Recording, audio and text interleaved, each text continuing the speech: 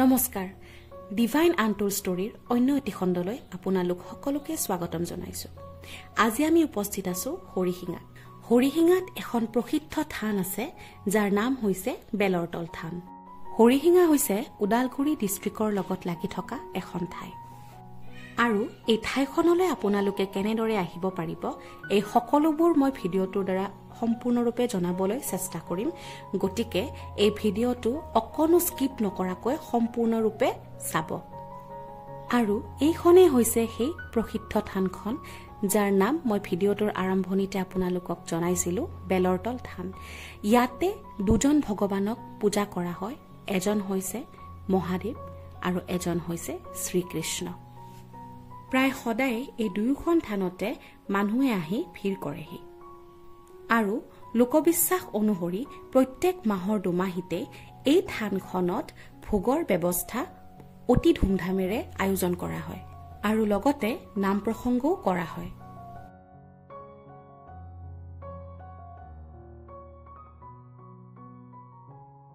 আৰু বাবাৰ কৃপাতে আমিও সেই থানখনলৈ গৈ তেওঁৰ আশীৰ্বাদ ল'বলৈ সক্ষম হৈছিলো।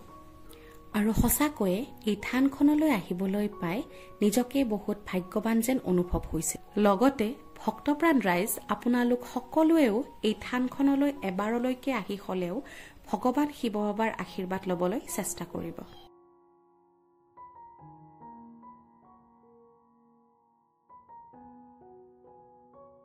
আখ্যান অনুসৰি বহু বছৰ আগত এই ঠাইখিনিতে এডাল বেলগছ আছিল, যিডাল এতিয়াও আছে।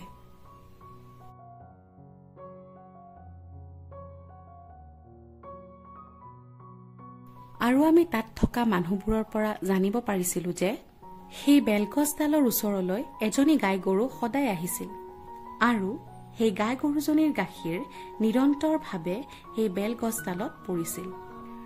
আৰু সেই ঘটনাটো এদিন দুদিন নহয়, সদায় ঘটিছিল।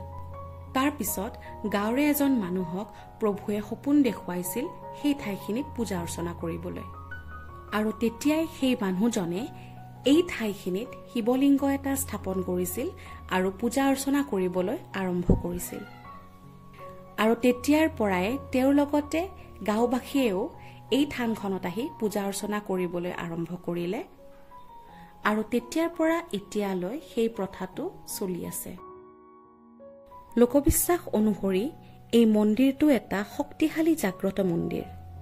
যেতিয়াই এই শিৱলিংগটো মানুহে সঁচা অন্তৰেৰে দৰ্শন কৰিবলৈ আহে আৰু তেতিয়াই প্ৰভুৱে তেওঁলোকৰ মনত থকা সকলো আশা অতি শীঘ্ৰে পূৰণ কৰে।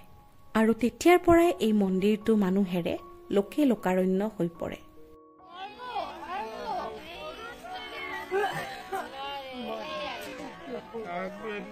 আনফালে আমি তাৰে এজন মানুহৰ লগত কথা পাতিবলৈ চেষ্টা কৰিছিলো আৰু তেওঁৰ পৰাই আমি কিছু নজনা কথা জানিবলৈ পাইছিলো।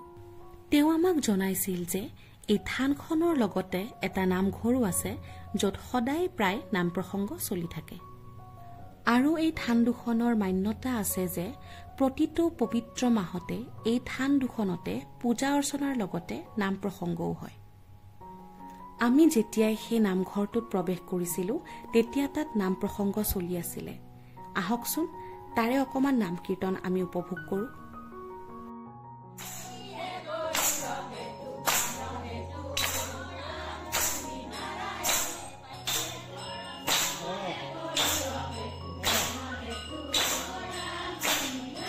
অৱশেষত ভক্তপ্ৰাণ ৰাইজ আপোনালোকেও এই মন্দিৰটোলৈকে আহিবলৈ চেষ্টা কৰিব।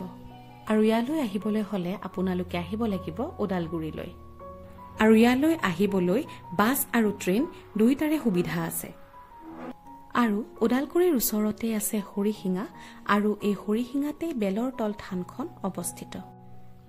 ভক্তপ্ৰাণ ৰাইজ, যদি আপোনালোকে আমাৰ এই ভিডিঅ'টো চাই ভাল পাইছে তেতিয়াহ'লে লাইক, শ্বেয়াৰ আৰু ছাবস্ক্ৰাইব কৰি আমাক আশীৰ্বাদ কৰিবলৈ নাপাহৰিব। নমস্কাৰ।